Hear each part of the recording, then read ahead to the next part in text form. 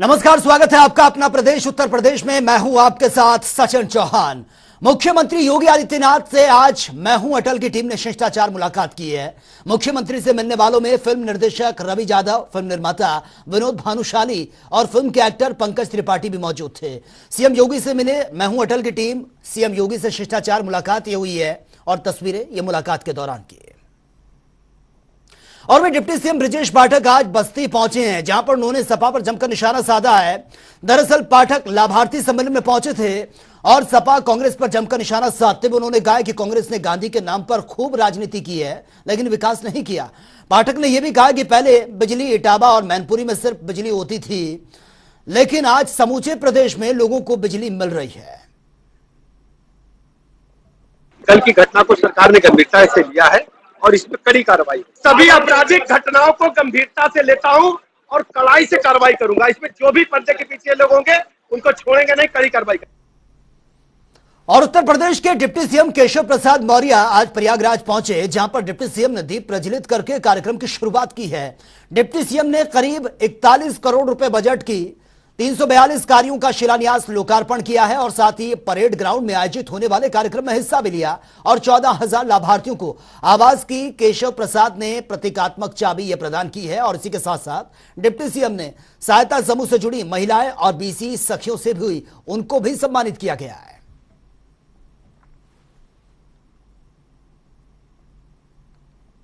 में 2014 से देश की जनता के आशीर्वाद से माननीय नरेंद्र मोदी जी के नेतृत्व में चलने वाली सरकार ने पूरे हिंदुस्तान में 4 करोड़ से अधिक गरीबों को प्रधानमंत्री आवास देने का कार्य किया है।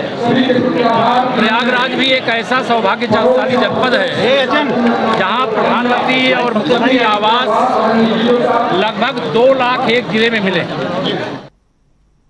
और में कांग्रेस के राज्यसभा सांसद प्रमोद तिवारी ने बयान देते हुए कहा है कि योगी सरकार के जीरो टॉलरेंस नीति में इस तरह से बदमाश जो हैं वो खुलेआम लोगों पर गोली बरसा रहे हैं। और साथ ही उन्होंने योगी सरकार के जीरो टॉलरेंस पर भी सवाल खड़े कर दिए हैं। साथ ही उन्होंने कहा कि अपराधियों को सजा न्याय मंदिर में मिलनी चाहिए।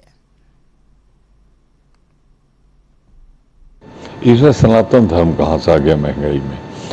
सनातन धर्म की आड़ में जो बसते हैं वो पापी होते हैं, क्योंकि वो धर्म का दुरुपयोग करते हैं। और भाजपा अगर सनातन धर्म की आड़ में अपने को बचाने की कोशिश कर रही है तो वो पाप कर रही है।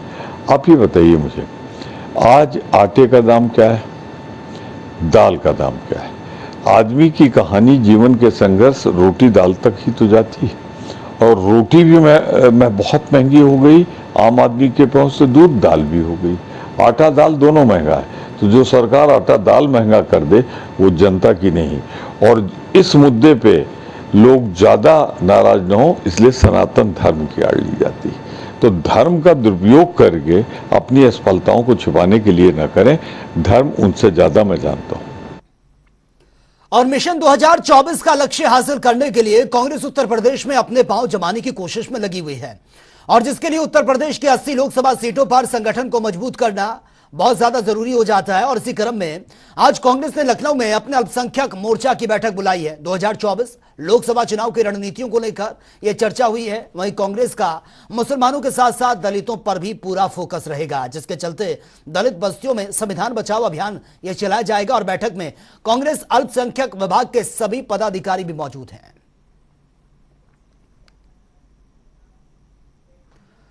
और वहीं केंद्रीय मंत्री रामदास अठावले ने पीएम मोदी को लेकर बयान दिया। उन्होंने कहा कि पहली बार देश को ओबीसी समाज का प्रधानमंत्री मिला है। यह पहली बार है जब ओबीसी और अनुसूचित समाज को मंत्रिमंडल में जगह मिली है। इसके साथ ही उन्होंने सरकार की जमकर तारीफ की है। उन्होंने कहा कि गरीबों के लिए सरकार ने कई योजनाओं की शुरुआत की है, जिससे गांव के हर इंसान को इसका फायदा भी मिला है। इसके साथ ही उन्होंने और क्या कुछ कहा वो सुन लेते हैं।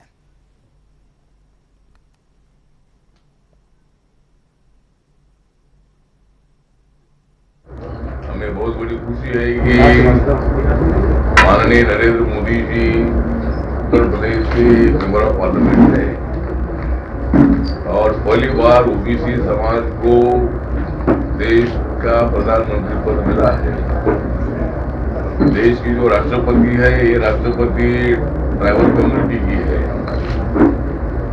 और माननीय नरेंद्र मोदी जी के मंत्रिमंडल में शेड्यूल कास्ट के बहुत सारे मंत्रियों को मौका मिला है, ओबीसी समाज के भी बहुत सारे नेताओं को मौका मिला है। और हमारी सरकार जो है, सरकार सबका साथ सबका विकास, इस भूमिका को लेकर आगे बढ़ रही है। सभी को साथ में लेकर ही हम काम कर रहे हैं। और भी फर्रुखाबाद में ब्रह्मदत्त द्विवेदी के परिवार के सदस्यों ने गैंगस्टर संजीव जीवा की हत्या के बाद जश्न मनाया है। परिवार के सदस्यों ने अपनी खुशी व्यक्त करने के लिए पटाखे भी फोड़े हैं। गैंगस्टर संजीव उर्फ जीवा को सुनवाई के लिए लाए जाने के बाद अदालत परिसर में अंदर गोली मार दी गई थी। ब्रह्मदत्त के परिवार ने जश्न मनाया है। जीवा की हत्या के बाद यह खुशी साफ तौर पर नजर आ रही है। स्वर्गीय श्री ब्रह्मदत्त द्विवेदी हत्याकांड में संजीव महेश्वरी को ये जो लखनऊ न्यायालय के द्वारा आजीवन कारावास की सजा दी गई थी। स्वर्गीय श्री ब्रह्मदत्त द्विवेदी प्रदेश के पूर्व मंत्री थे, एक कद्दावर नेता थे। उनका प्रदेश में एक कद था, स्थान था। राजनीतिक स्तर पर उनको और बहन जी मायावती जी को सरकार बनाने के लिए काफी प्रयास करने के बावजूद ये एक राजनीतिक सुनियोजित षड्यंत्र के तहत उनकी हत्या की गई थी। राम जन्मभूमि अयोध्या में राम मंदिर का निर्माण कार्य जारी है। भक्तों को राम मंदिर के उद्घाटन का इंतजार है और इससे पहले श्री राम जन्मभूमि तीर्थ क्षेत्र ट्रस्ट के महासचिव चंपत राय ने इस संबंध में बातें भी कही हैं, जिसमें उन्होंने कहा है कि उद्घाटन के लिए किन्हें आमंत्रित किए जाने की तैयारियां चल रही हैं।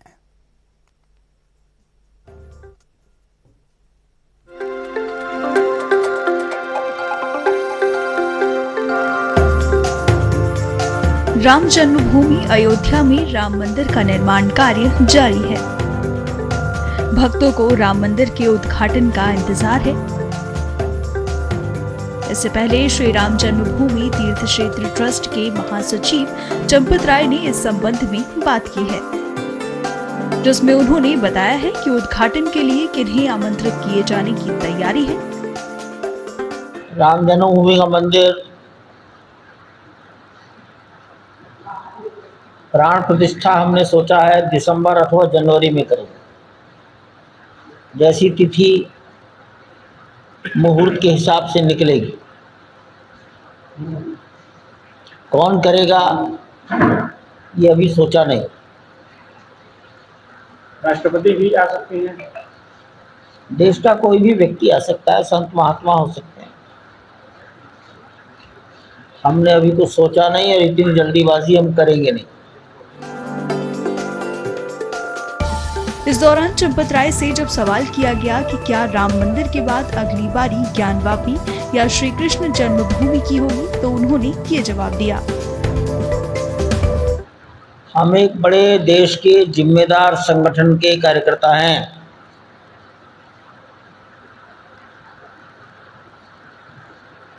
सामान्य नागरिक एक कदम जब ठीक से जम जाता है तब अगला कदम बढ़ाता है। जो जल्दीबाजी करते हैं वो फिसलते रहते हैं। आज यहाँ गिर गए, कल वहाँ गिर गए। सॉरी बोलती जिंदगी कट जाती है। सॉरी सॉरी बड़ी गलती हो गई, सॉरी बड़ी गलती हो गई।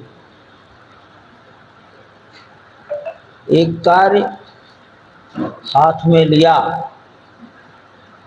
समाज 450 साल से लड़ रहा था, 37 साल से संगठन इस काम में लगा है। किसी कार्य को हल करना, लंबी समस्या को हल करना, ये कोई गुड्डे गुड़ियों का खेल नहीं है। इसलिए एक कार्य को संपन्न करेंगे। उसके बाद जो टीम आएगी उसमें जोश कितना है, बुद्धिमानी समझदारी कितनी है, भगवत की प्रेरणा कितनी है, ये निर्णय तब होगा। इसके अलावा महासचिव चंपत राय ने राम मंदिर से जुड़ी जानकारियां भी साझा की।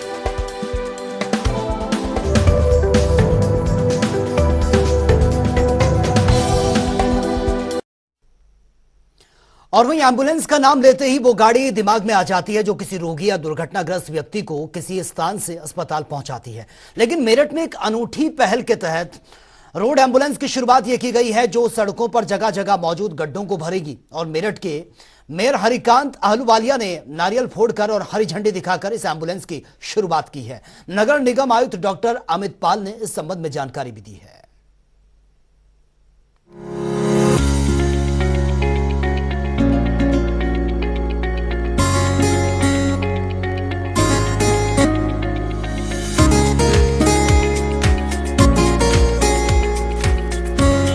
एम्बुलेंस का नाम लेते ही वो गाड़ी दिमाग में आती है जो किसी रोगी या दुर्घटनाग्रस्त व्यक्ति को किसी स्थान से अस्पताल पहुंचाती है। लेकिन मेरठ में एक अनूठी पहल के तहत रोड एम्बुलेंस की शुरुआत की गई है जो सड़कों पर जगह जगह मौजूद गड्ढों को भरेगी। नगर निगम आयुक्त डॉक्टर अमित पाल ने इस संबंध में जानकारी दी है।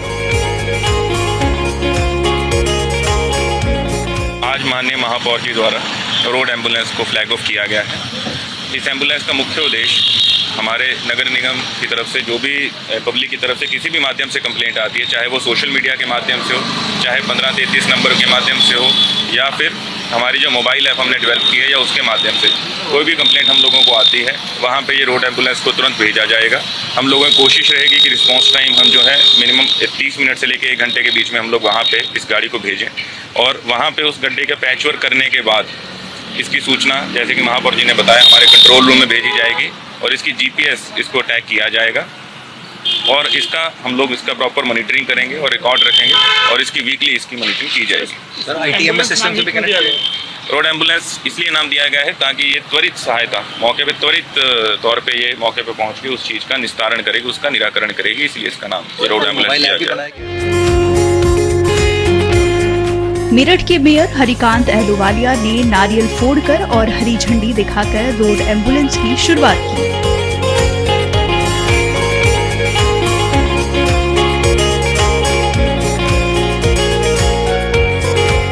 ये जो आज नगर निगम के माध्यम से रोड एम्बुलेंस की आज ये जो यहाँ पर शुरुआत हुई है, मैं समझता हूँ कि ये इस मेरठ महानगर के लिए स्मार्ट सिटी में एक हमारा और कदम है। इसका जो रोल है, जो इसका काम है, वो बहुत अच्छा है। जहाँ पर भी सड़कों पर गड्ढे होते हैं तो वहाँ का कोई भी टोटल सिस्टम ये कंप्यूटराइज्ड है।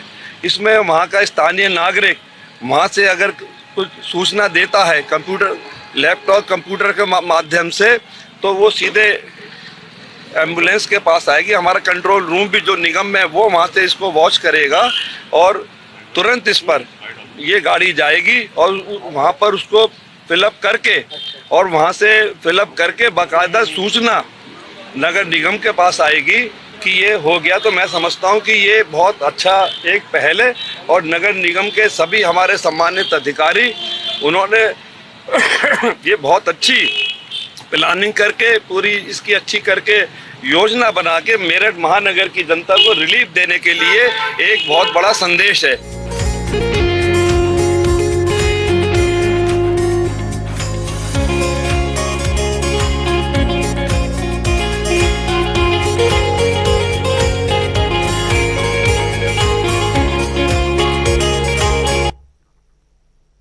और खबर उन्नाव से है। कल लखनऊ कोर्ट परिसर में हुए गोलीकांड की घटना को लेकर आज उन्नाव कोर्ट का भी निरीक्षण किया गया है। इधर घटना के बाद से सभी कोर्ट परिसर की सुरक्षा व्यवस्था और पुलिस चेकिंग अभियान ये चलाया गया है। सुरक्षा व्यवस्था को दुरुस्त करने में पुलिस लगी हुई है और इसी कड़ी में उन्नाव पुलिस अधीक्षक शशि शेखर सिंह ने उन्नाव कोर्ट परिसर का निरीक्षण किया है। निरीक्षण के दौरान लगने वाले सभी ड्यूटी पॉइंट चेक करने के साथ ही कोर्ट परिसर में आने वाले वकील और फरियादियों को चेकिंग में सहयोग करने का भी आग्रह किया गया है। मेरे द्वारा जनपद न्यायालय का समय समय पर निरीक्षण किया जाता है और यहाँ की सुरक्षा व्यवस्थाओं का जायजा लिया जाता है। अब से लगभग 1 सप्ताह पहले भी मेरे द्वारा निरीक्षण किया गया था। आज पुनः लखनऊ की घटना के परिप्रेक्ष्य मेरे द्वारा निरीक्षण किया गया है। सुरक्षा व्यवस्थाओं में जो कुछ कमियां थी उसको सुधारने के लिए बताया गया है। चेकिंग फ्रिस्किंग के बारे में बताया गया है और कुछ वकीलों के जो समूह है उनसे भी आग्रह किया गया है कि वे स्वयं भी पुलिस द्वारा जब चेकिंग फ्रिस्किंग की जाती है उसमें अपना सहयोग प्रदान करें, जिससे कि पूरा चेकिंग फ्रिस्किंग का कार्यक्रम सुरक्षा को दृष्टिगत रखते हुए सुचारू रूप से चलाया जा सके और किसी भी प्रकार के अवैध व्यक्ति का प्रवेश न्यायालय परिसर में हम वर्जित कर सकें। तो कल जो घटना घटी थी उसके बाद से चेकिंग अभियान ये चलाया जा रहा है, क्योंकि कल जो घटना घटी कोर्ट परिसर में शूट आउट हुआ, वकीलों की ड्रेस पहनकर शूटर्स पहुंचे थे। इसके बाद से सवाल भी उठ रहे हैं सुरक्षा व्यवस्था को लेकर, लॉ एंड ऑर्डर पर, और अब यह चेकिंग अभियान चलाया जा रहा है। वकीलों की सुरक्षा को सुनिश्चित किया गया है। उन्नाव में कोर्ट परिसर की चेकिंग यहां पर की गई है। बाकायदा सीसीटीवी कैमरे लगवाए जा रहे हैं और कैमरों की निगरानी में पूरा कोर्ट परिसर होगा। और कल जो घटना घटी उसके बाद से लगातार सवाल उठ रहे हैं, और कैसे ये घटना घटी है इसको ध्यान में रखते हुए अब चेकिंग जो है वो बहुत हाईटेक कर दी गई है। तस्वीरें आपके सामने देखिए, कोर्ट में जो भी एंटर कर रहा है उनकी लगातार चेकिंग की जा रही है। और ज्यादा जानकारी के साथ संवाददाता चैतन्य त्रिपाठी इस वक्त हमारे साथ बने हुए हैं।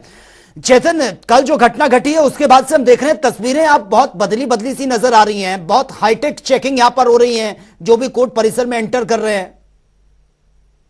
जी, बताना चाहूंगा कि कल लखनऊ कोर्ट में जो गोलीकांड हुआ है उसके बाद से डीजीपी का एक आदेश आया था, जिसके बाद से सुरक्षा बढ़ा दी गई है। वो सब समस्त जिलों के लिए था। इससे पहले लगातार कोर्ट में लोग इंटर हो जा रहे थे, वकील कुछ थे कुछ नहीं भी थे, इस तरीके की चीजें सामने आ रही थी। लेकिन जब से कल से आदेश हुआ, ये कांड हुआ है, उसके बाद से सुरक्षा आज देखने को मिली है। जी बिल्कुल चैतन्य, लेकिन ये घटना घटी है उसके बाद ये सब कुछ देखने को मिल रहा है, लेकिन ये क्या लंबे समय तक ये प्रोसेस रहेगी?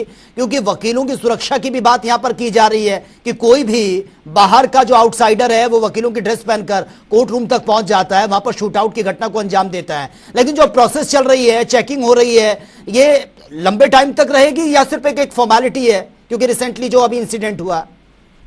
जी, जैसा बताया गया है कि जो वरिष्ठ पुलिस अधिकारी हैं उन्होंने सभी जिलों में न्यायाधीश, जिला मजिस्ट्रेट और बार एसोसिएशन जो है उसके पदाधिकारी जो भी हैं उनसे समन्वय स्थापित करके कोर्ट परिसरों में सुरक्षा व्यवस्था बढ़ाने के लिए कहा गया है, जिसके बाद से ही ये लोग एक्टिव दिख रहे हैं।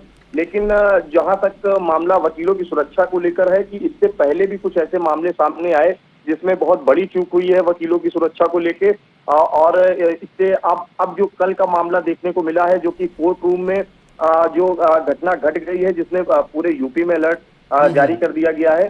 संजीव जीवा जो कि एक कुख्यात अपराधी था और कोर्ट रूम में जाके जिस तरीके से उसकी हत्या की गई, इस तरीके का मामला जो कोर्ट में भी लोग वकील बन के चले जा रहे हैं, उसको लेके जो अलर्ट जारी हुआ है उसमें हालांकि एक सामंजस्य, एक समन्वय स्थापित करने की। ठीक है चैतन्य, बहुत बहुत शुक्रिया फिलहाल आपका तमाम जानकारी के लिए, बहुत बहुत शुक्रिया।